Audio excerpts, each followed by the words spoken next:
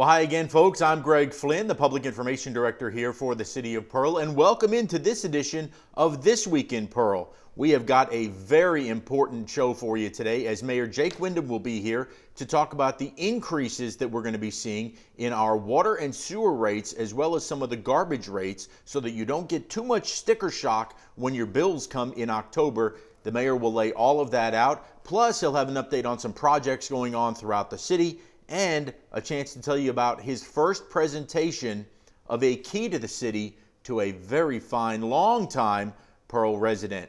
We'll also then take a look at the Mississippi Braves, and they're having their last homestand of the regular season this week against the Montgomery Biscuits. Some great promotional giveaways that we'll tell you about, and some other city events that are coming up. We've got some key information for you for Trick or Treat Street, and believe it or not, it's fall. So we're closing in on Christmas time, and we'll tell you about the Christmas parade that's coming up in December. All that and more coming up on This Week in Pearl.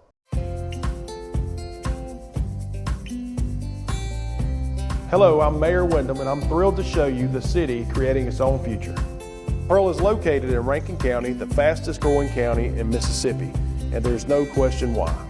Access to great schools, even better shopping, and unbridled beauty make Pearl a town that truly embodies its name. And with a truly exceptional team of first responders, public safety is another key component of our success. With fantastic housing opportunities from quaint suburban neighborhoods to gorgeous lakefront properties, there's a place for you here in Pearl. You can't beat the location. Right outside of Pearl is the crossroads of the South, where Interstate 20 meets Interstate 55. From here you can travel anywhere within the state or the country. Or you can choose to stay right here in Pearl to enjoy a Mississippi Braves baseball game or experience the small town atmosphere, community pride, and heart of the local residents. Well, welcome back into This Week in Pearl. We are now joined by our mayor. He is Mayor Jake Windham, fresh off of a board meeting this week, one that was had a lot to it, didn't it? It did. We covered a lot of topics last night, and then we had some other issues that we had to handle in executive session, so it was a late night getting home. Well, first and foremost, I guess the biggest thing that's going to come out of that meeting last night is when our residents find out that the water and sewer rates, they approved that last night to go up. Is that correct? That is true. That's true. Where are we going with the water and the sewer rates? So the main reason why we're even having to address this issue is that the sewer treatment plant that's being built in Richland right now, which consists of members of cities Brandon, Flowood, Richland, Pearl, also another entity, a state hospital, PRV, and the airport. So this is a combined effort where revenues from our citizens go to this sewer treatment plant to treat our sewage, and it's an expensive ordeal. However, our option here is not a very good one. If we stayed with the city of Jackson, we would have to pay on a consent decree of our flow of sewage $200 million. We're building this plant in Rankin County for $100 million, and then not to get really technical, but based on our flows, we're at about 11 MGDs. This plant is built to 20 MGDs, and then there's additional parcels built around this plant or purchased around this plant for further expansion in Rankin County. And what we don't want is for our county to continue to grow, because we're the third fastest growing county in the state of Mississippi, and then we have another entity next to us that says, hold on, we can't hold your flow. And so that could hold up additional commercial businesses, additional housing. And from my standpoint, of course, I'm biased because I've been here all my life. I think Rankin County is the greatest county in the state. And it's been a collaborative effort, and that thing's been going on for a long time. Gary Rhodes has had his, I say hands, but he has been provided true leadership over the years since 1994. Dealing with West Rankin, and now it's finally coming to fruition. So that's the deal for us. I mean, it's a no-brainer. 200 million or 100 million. Which one do you want to pay? Absolutely. So our sewer rates would be double.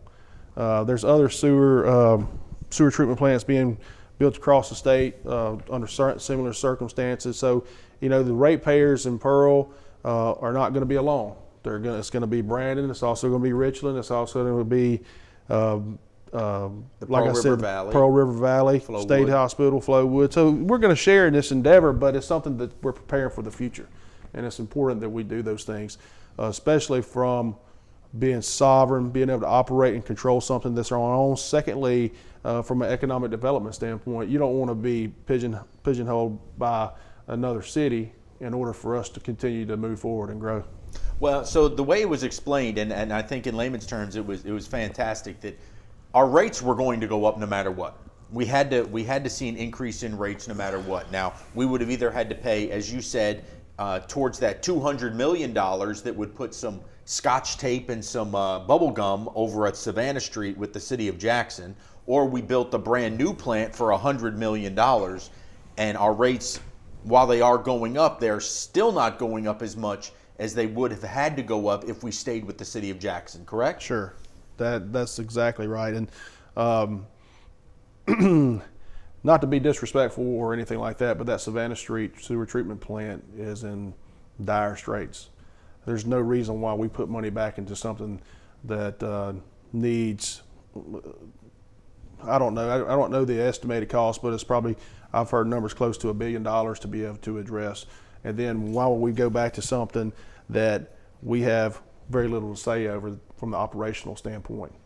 I just don't think it's a smart move for Rankin County, certainly not for the city of Pearl. Well, and you touched on the economic development. Again, the way that it's been explained, that I understand it from an economic development standpoint is, okay, so we're going to get a new subdivision, or somebody wants to build a new subdivision in Pearl. Somebody wants to build a big new business in Pearl that's going to require, water and sewer. Well, before, when we were with Jackson, those entities had to apply with the city of Jackson, and it was up to Jackson to tell us whether or not we could get new housing or we could get new businesses. Right. And they could easily deny it and say, no, it's too much for us to handle, we can't take it. Now you'll have Rankin County folks looking at it and saying, well, sure, come online, we now have the capability for it, right? Right, exactly right. And I think that's one of the things that it helps us to provide more services, more businesses, more housing. Just in the city of Pearl, for us, when we did our strategic plan, we talked about the fact when we worked with USM that we needed more housing and infrastructure. Now we've paid about 40 miles of road at this point, and we have about 1,000 houses coming in at this point, and we're going to have more. And we don't want to be in a situation where somebody says you can't do that. And I think right now with the West Rankin sewer treatment plant going online, we're going to be able to have control of our own destiny. Well, and that's the other thing too, because while you can talk about flow capacity and everything else, just behind the scenes, politics are always at play, and Jackson would have a vested interest in not letting, certain, parts of Rankin County grow to not have more businesses and housing go outside of their area. Right. I mean, we're not accusing them of anything, but that just plays into it, right? Yeah, I mean, it sounds like a chess move, right? Yeah, so, we're aware of that. We're keen to that. Our spidey senses get up a little bit on those things, and again, not from a disrespectful standpoint, but business is business, and we got to take care of Pearl. We got to take care of Rankin County. That's exactly right. So I did hear that it was kind of thrown around, some of the numbers. And people will see this in their October bills, correct? Yes. Okay, so just for an example, I know that they were talking about at the board. What can people expect to see on their water bills? On your base bill, you're gonna be seeing, sewer consumption is based on your water consumption. Mm-hmm. So your flow is based on your water, how much water you use. So we're going to see an uptick. If you have a $62 bill, it's probably going to be an $85 bill. Okay. I mean, it could be a little bit more or less from that standpoint. Now, also, I think that you're probably going to go into it. We have a garbage increase. And so I just want our citizens to understand that the West Rankin Utility Authority, with those members that I talked about before, the cities and entities that are local members and have a seat at the table, we go through that entity for our garbage because it gives us a discounted a discounted amount because of the volume of people that are using it. Well, for us, there was an RFP that was issued, a proposal that was issued. It was noticed by the West Rankin Utility Authority. There was only one solid waste company that bid on the project or the proposal, and that was Waste Management. And which our water bills are going up, but these garbage bills are going to go from about $14.88 to $17.83. It's a $3.25 increase. And also, just because of the fact it's a pass-through amount, so the city, we're still going to maintain the fact that if you're 65 or older and you're disabled, that we're going to help out on garbage rates, but yours is going to go from $10 to $13.25. With that in mind, I know that there's going to be a lot of people that are not happy, and that's why we're trying to have the conversation right now as far as why this is taking effect. I think that you guys are going to have a video of the sewer treatment plant. That way people understand that if we're paying $100 million, I want to know where it is, that I want to know that it actually exists. Sure. And those are some of the things, but with growth and progress, these are some of the things that are part of it. You know, one of the things that was pointed out, I had a chance to talk to our Public Works Director, Shane Burrell, and you know, our rate, we've been very fortunate. For years, we've kept rates very low when they should have been steadily increasing a little bit. At some point, though, cost of living goes up, just so do the services that go up, whether it be water, whether it be, you know, getting your garbage picked up. Everything's got to trickle up at some point, right? It does, and from my standpoint, and I don't know if others agree with this or not, but from a leadership standpoint, I did not want to increase our rates to the point of where the treatment plant is going online without it going online. Because I know that our people would have come back to us and basically said, what are you doing with all these excess funds if the sewer treatment isn't online? So, you know, we're tearing the Band-Aid now. Even though your rates are going to increase, we're showing you a product. Yeah. I don't want to charge people without showing them a product. Right. I think that's transparency in government, in my opinion. But with that said, things do have to trickle up. Things are costing more. People are seeing that today more than ever. We're having to experience that, and some of that's from the pandemic, and it's just kind of state what's going on in our nation. You know, you see things get more expensive. Inflation is going up. We're seeing that every day, and the cost to do business is increasing. You know, it's one of those things where it's just necessary. It's not something that people are going to see, but it's essential to be able to have a proper way to treat your wastewater and your sewer. I mean, it's not like going out and driving on the street. Hey, we have a new street. Hey, we're getting a new water line being put in, and our water pressure is going to be better. This is, hey, you go flush the toilet, it's got to go somewhere. And people, yeah, they're not going to notice the bang for your buck because it's going to do what it's always done. It's just where it's going and how it's being treated, you know, not only environmentally safer, but it's just the right thing to do for business for us. It is. And like you said, it's not like seeing a street culminate in front of you, get your street paved in front of your house. These are things that are unseen, that are underground, but are very important for the life of the city. And then the citizens should expect to see within the next year, we'll be doing some more repairs on sewer and water line replacements. We had a SAP grant from DEQ and the EPA that we smoke tested throughout the city. I think probably folks experienced some inconveniences because of that, but that was just us trying to identify our problems. You got to identify your problems before you can repair your problems. Sure. So we've done that. We have a sewer comprehensive plan in place that I've discussed before, and a water comprehensive plan that I've discussed. And in this water rate, we're going to be able to handle some of those things through SRF loans. And to tell what SRF loans are, they are loans that you get from the state from a revolving account. They have a low interest rate of 1.9%. So you draw down, you do work, you pay for it. And from my idea, the city is now in a state financially where we can do the capital projects that need to be done, you know, steadily. And if you see other successful cities across the state or even the nation, they're always doing infrastructure projects, because by the time you replace these pipes in 30 years, you got to go back and replace the other pipes. So my goal, and mine and Shane Durrell's goal right now, is number one, we want to have this program in place where we just know it's understood. This is what you do in order to make things better and then prepare for the future. Because if you have failing water lines and failing sewer lines, then it's going to make a tremendous negative impact on your city. So we're trying to do those things. We know that there's reoccurring water leaks out there now that's very frustrating. We'll go out there and clamp one, repair it, and then, because it will be some old AC, I say old AC line, this asbestos line that was put there in the early 70s or late 60s. And so what happens is we repair this, and then down here it's weak and it gets a burst, and then it breaks again. And I know that people get frustrated with if they have that going on in their particular neighborhood, but be mindful, we're just as frustrated, and we've identified those areas within the city that we have the reoccurring problems. So those are the ones that we're going to attack.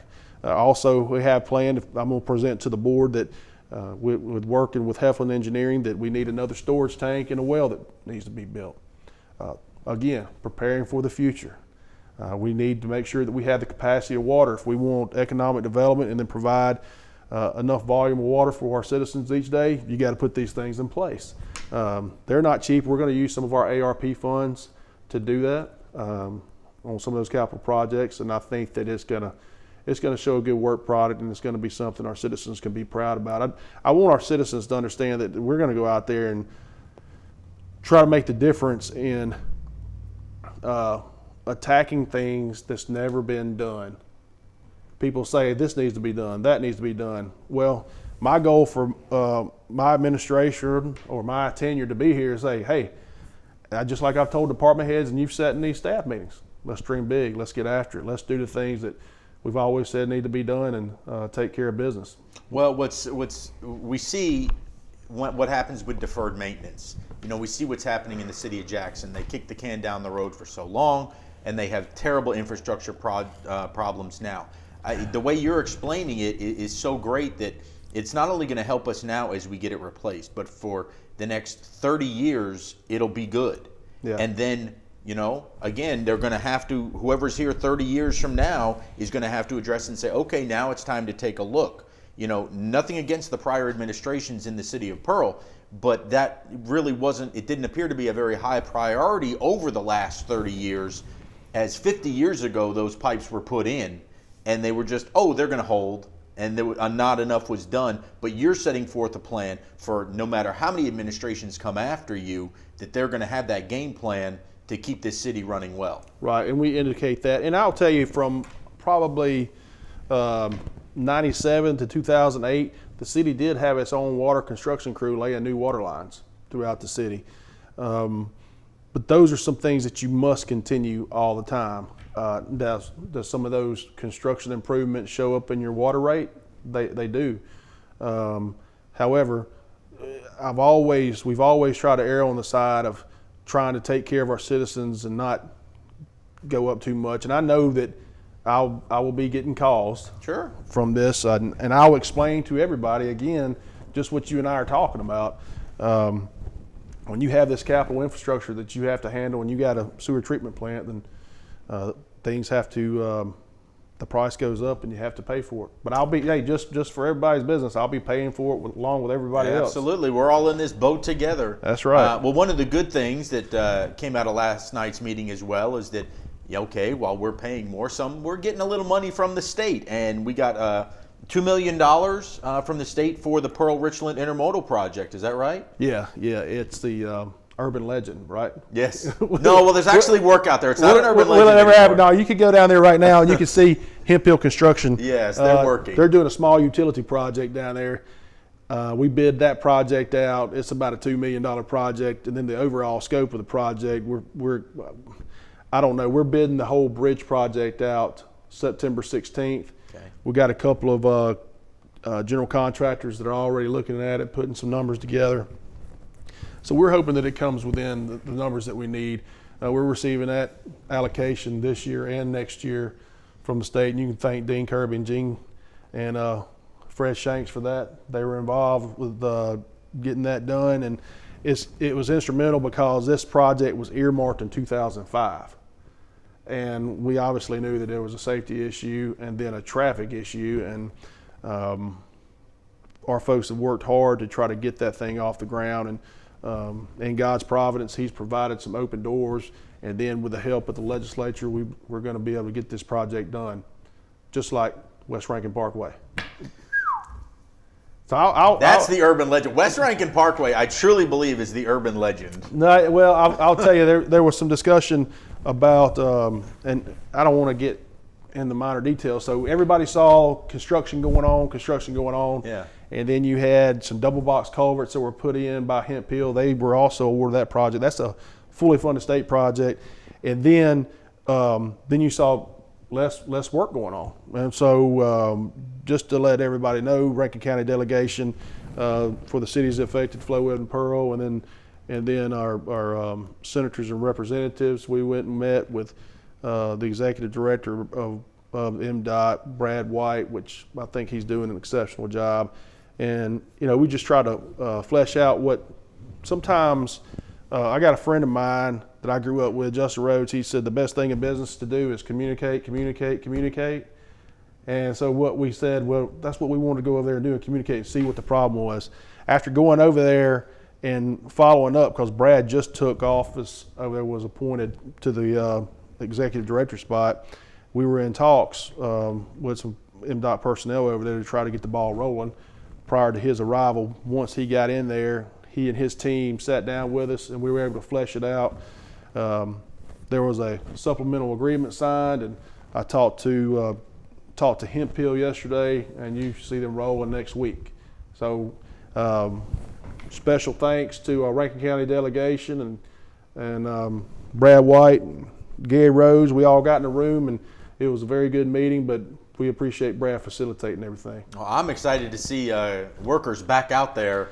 That grass was starting to get a little high again. Look, I told all the men in the room when we had the meeting, I said, guys, outside of roads getting paved, more people want the West Rankin Parkway built.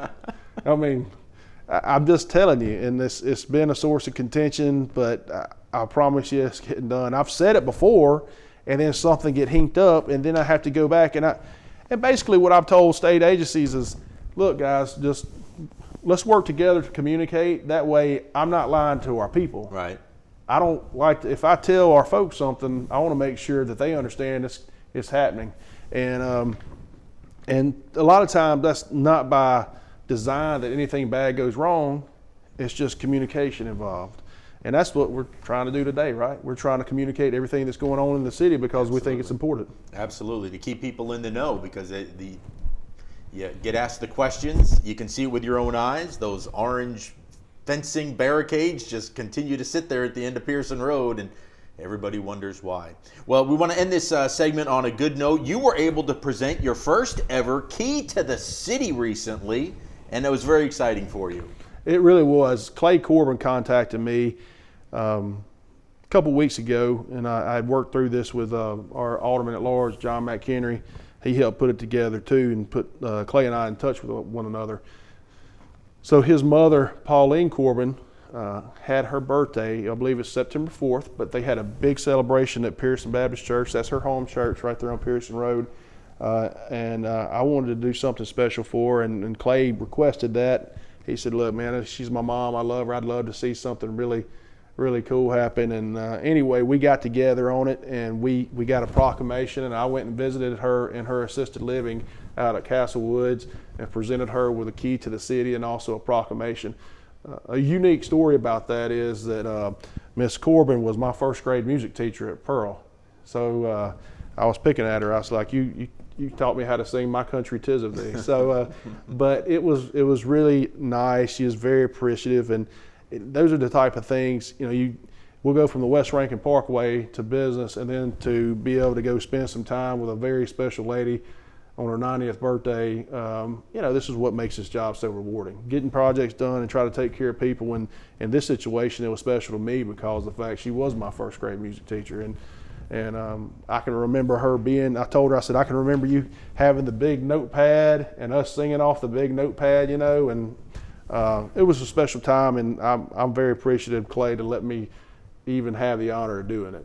Well, I mean, that's the wonderful thing. Everything that you do, and I can tell folks out there honestly and truly that everything you do is for the citizens here, whether it's the good things like being able to present key to the city proclamations, honoring them at council board meetings all the time, and then everything that you do behind the scenes, whether it's these projects that I promise you that in talking to you and the board and our attorney and our city clerk and everybody involved, that these projects are not being slow rolled, certainly not by the city of Pearl. You know, whether it comes to the city park, it comes to the baseball fields, whether it comes to West Rankin Parkway, you're working as best and as fast as you can for the people of the city of Pearl. Yeah, and that's what you want. I mean, here's the thing that I think that's very important, and I might have said it before, but people, and if I mirror other people around me that have the same job, it's not based off the fact of, here's what I think is important. I think it's important as an elected official to get things done. It's not important for an elected official to sit there and run his mouth and not take care of business. That's plain and simple. People want to see it. They don't, my dad, Dan Windham, had a saying, and I was probably in trouble by him, but probably supposed to do something as a child, but it stuck with me, and I say it from time to time, and people have heard me say it, and it's don't tell me, show me.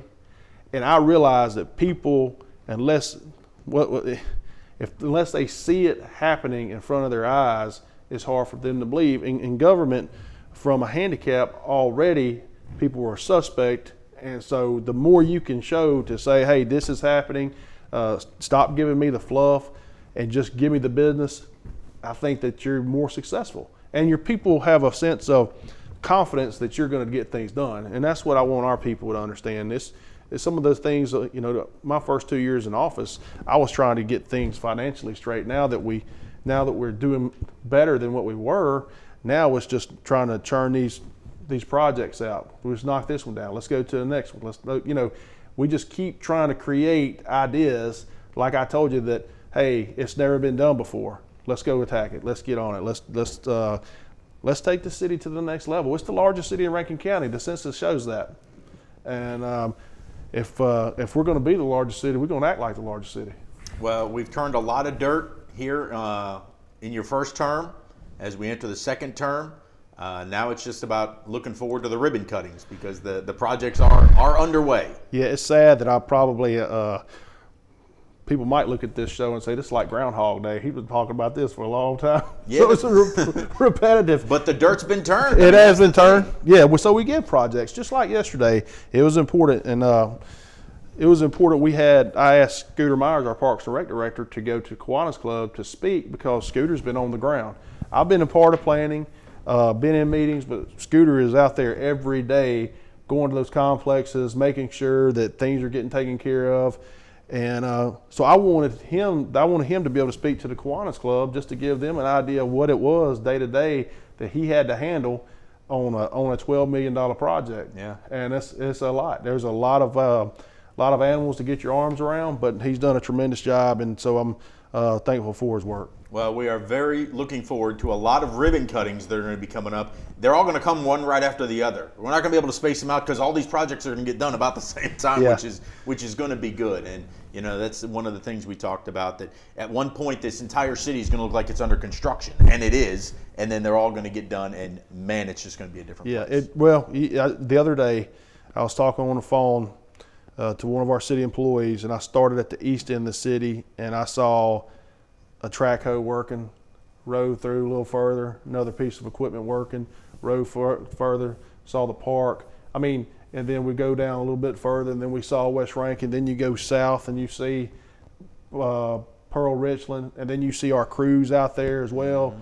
Mm-hmm. That's what you want to see. Yeah. That's vibrant. So that does my heart well when I see things getting done. Well, Mayor, we thank you so much for coming in. You're going to have to get back in the gym and get those scissor hands. Oh, yeah, for the ribbon cutting. Yes, because there's going to be a lot of them coming up. I'll tell you that. That's right. Thanks, Greg, for having me today. I enjoyed it. All right, you got it. There'll be more This Week in Pearl coming up right after this.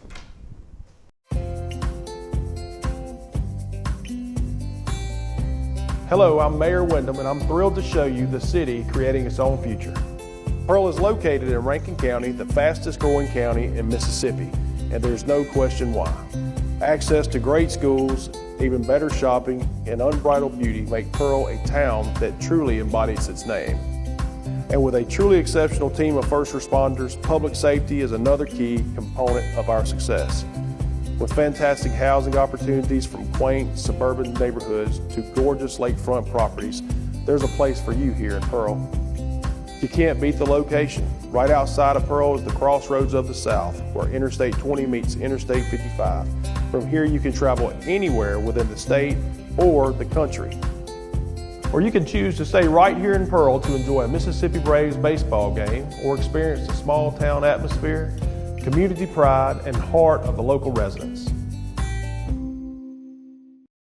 Welcome back into This Week in Pearl. I'm Greg Flynn, the Public Information Director, and here to tell you a little bit more about the Mississippi Braves. As man, their season is almost over. Their regular season is almost over, and they're closing out a homestand this week against the Montgomery Biscuits. The Braves are very close to clinching a playoff spot, actually the #1 seed in all of the AA South Baseball League.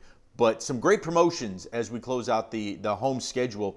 Coming up tonight is a Thirsty Thursday, always very popular, but they've moved, giving away the Drew Waters 2019 Southern League MVP statue giveaway to tonight. So make sure you can head out to Trustmark Park tonight, and you'll be able to have one of the hottest prospects in all of baseball, Drew Waters, great outfielder who's currently playing at AAA Gwinnett. They're going to give away his 2019 Southern League MVP statue tonight.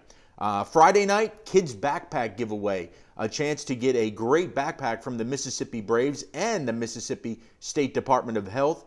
Brand new backpack, that's going to be given away Friday night. They'll also have the $10,000 Dash for Cash presented by Trustmark. So a chance to fill your shirt, fill your socks, fill your shorts with as much cash as you can if you're one of those contestants. On the weekend, Saturday night, big fireworks show. It is the First Responders and Military Appreciation Night, as that is also the commemoration of 9/11. Hard to believe that 9/11 is, we're getting so much further away from when that happened, but we will never forget the sacrifice that our first responders made then, and they continue to make for us now, each and every day. On Sunday will be Sunday Family Fun Day and a team photo giveaway of this unbelievably hot 2021 Mississippi Braves. Again, that photo is going to be so good to have, because this is a team that you're going to look back and say, I remember it when, because many of these players are going to be playing in the big leagues one day, whether it's for the Atlanta Braves or for another big league club. A lot of talent playing here in Pearl right now. So make sure, get your tickets. Go to MississippiBraves.com to do it online, or you can always give them a call at 888-BRAVES-4. We hope to see you guys out at Trustmark Park this coming weekend. We'll have more This Week in Pearl coming up right after this. I'm Officer Kyle Carmerdale. And I'm Officer Alfred Jenkins, School Resource Officer with the Pearl Police Department. And our job is to protect students. Here in Pearl, we have zero tolerance for drivers that break school bus laws. There are 4 things to know. Stop at least 10 feet from the bus when it is loading or unloading. Don't move until kids have crossed the street to or from the bus. The flashing red lights are no longer activated. The stop sign on the side of the bus is retracted. When we catch you, you get a ticket up to $750, up to a year in jail, or both. Please pay attention so every student can get to school and home safely. Well, we always like to give you a look at some of the great things that are going on in and around the city of Pearl, and things that you can do and things that you can help out with. Now, coming up on Saturday, we have a very special event that's going to be coming up on Saturday, September the 11th, from 9 a.m. to 2 p.m. over at Advance Auto Parts on Highway 80. You can have the City of Pearl staff and first responders wash your car for a cause. All donations are going to be accepted, and all the proceeds are going to an excellent cause. This is going to be to help a Pearl police officer cover the cancer treatment expenses for his daughter. Young lady just found out that was diagnosed with cancer and is receiving treatment up at St. Jude Hospital in Memphis. And, you know, the expenses, as anybody knows, you know, with a major health issue, certainly with childhood cancer, the expenses are immense. And we want to be able to help out this Pearl police officer offset a lot of those costs with the travel that it's going to require from Pearl all the way up to Memphis, and so many of the other things that go into, you know, really being able to be there for his family. So Saturday morning, 9 a.m. to 2 p.m. at Advance Auto Parts. The exact address is 3107 Highway 80. All donations are accepted. You know, whether you want to give $5, $10, $100, whatever you want. You'll also get your car washed. And, you know, you never know. You could be the one that says, hey, the police chief of Pearl washed my car. And if you've ever seen how good the fire engines look in this city, it'll be a blessing to have the firemen washing your car, because they make it look spotless. So please make plans to go out this Saturday from 9 a.m. to 2 over at Advanced Auto Parts for the car wash with a cause. We also have some information to give to you about Trick or Treat Street. Halloween is right around the corner, and we are going to be providing, once again, a great opportunity for young people to go out and get some candy and really dress up, show their costumes off. It is always a free event. This year, we're going to plan on having it back outside at Shepherd Field, right behind City Hall. That's the old high school football field here. It's going to be held on October the 23rd. Gates are going to open at 6 p.m.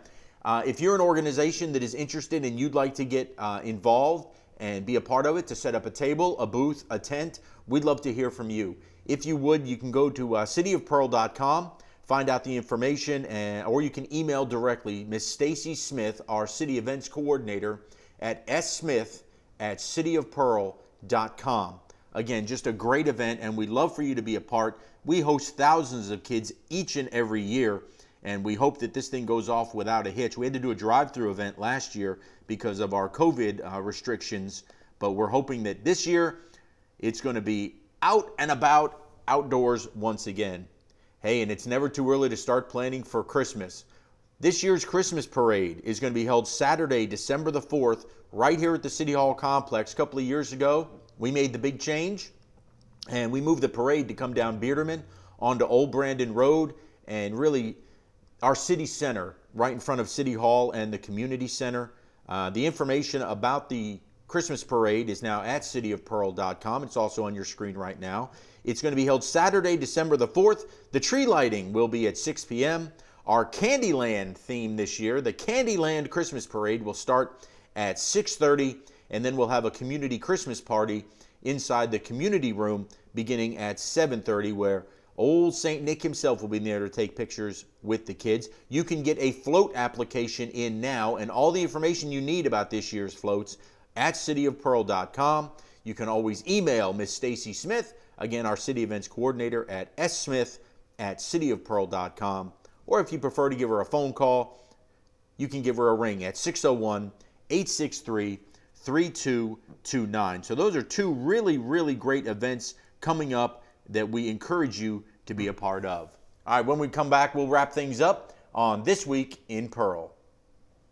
Come find your taste buds at the Lost Cajun. Chef Charles is cooking everything to order. Cajun classics like gumbo, jambalaya, and red beans and rice. Pick your po' boy, shrimp, oyster, roast beef, or maybe gator. Proudly serving USDA farm-raised catfish. When you're done, loosen the belt up a bit for some homemade beignets. Dine in, take out, order online, and get it delivered. Reserve our party room for your group. Find your way to the Lost Cajun in Pearl and Byram. Well, that'll do it for this edition of This Week in Pearl. We thank you for joining us, but you can stay in the know all the time, 24 hours a day, 7 days a week, and there's a couple of ways that you can do that.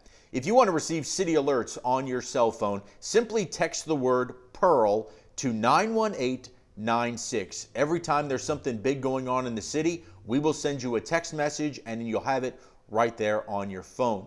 For all of our social media users out there, we are on Facebook, we're on Instagram, and on Twitter at Pearl Government. Again, we post pictures and important information on there all the time, so if you want to stay in the know on social media, just go to at Pearl Government, again on Facebook, Instagram, and on Twitter.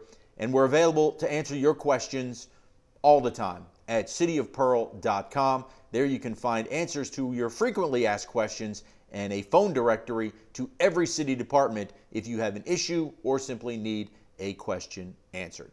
Well, we look forward to talking with you again soon. I'm Greg Flynn, the Public Information Director here for the City of Pearl. Remember, Pearl is a great place to live, work, and play, and that's why we are the jewel of the Crossroads.